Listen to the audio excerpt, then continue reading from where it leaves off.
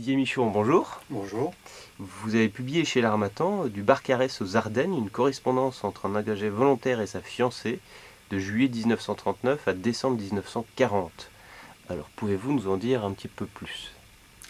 Eh bien, cette correspondance est celle que mes parents ont échangée au rythme d'une lettre par jour, parfois plus.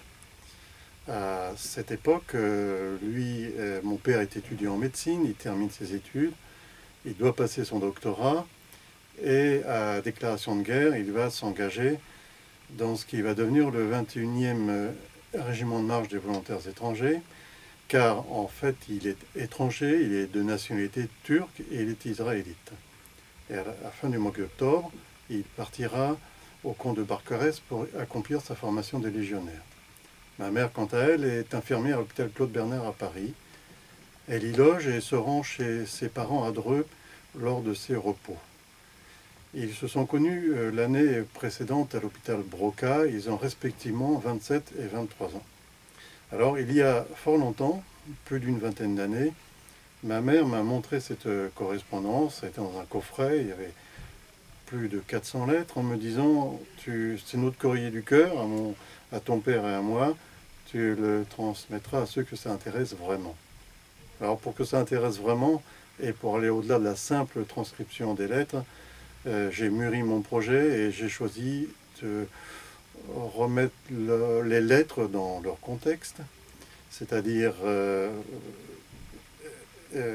apporter les documents, les anecdotes qui permettent de comprendre le sens des lettres, parce que finalement, qu'est-ce qui se raconte dans ces lettres? Lui, il va décrire sa vie au camp du Barcarès, et puis au camp du Barcarès, il faut savoir que c'est un camp de toile qui a été construit à la hâte pour accueillir les réfugiés espagnols du franquisme. Et au début, dans ce camp, il n'y a pas d'électricité. En guise de lit, les légionnaires ont une planche de bois avec de la paille. Et il y a surtout des souris et des puces en nombre. Alors, par la suite, il va, au cours de sa formation, alors formation succincte au camp parce qu'il y a peu d'équipement, et il va, avec ses camarades, participer à 2 semaines d'entraînement au camp du Larzac, où ils feront du tir, des exercices de combat, des exercices de campagne, puis après ils monteront en ligne dans les Ardennes. Et pour lui, ça va être un moment très, très difficile, c'est mai 40, et il réussira à échapper à l'encerclement par les troupes allemandes et à se faire démobiliser en zone non occupée sans être livré à l'ennemi comme étranger et juif. Ma mère, quant à elle, dans ses lettres quotidiennes, elle va décrire la médecine des années 39-40, l'ambiance du milieu hospitalier, et de Dreux, elle nous rapportera des anecdotes sur la vie dans les ateliers du laboratoire du docteur Beaufour, car ses parents sont les gardiens de cette propriété.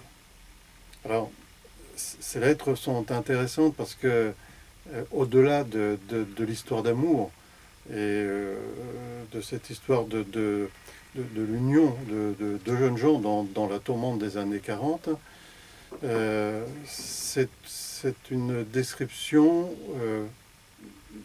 des événements auxquels ils sont confrontés, et on comprend mieux les craintes, les espoirs, et ça éclaire un petit peu les aspects politiques et militaires de cette période.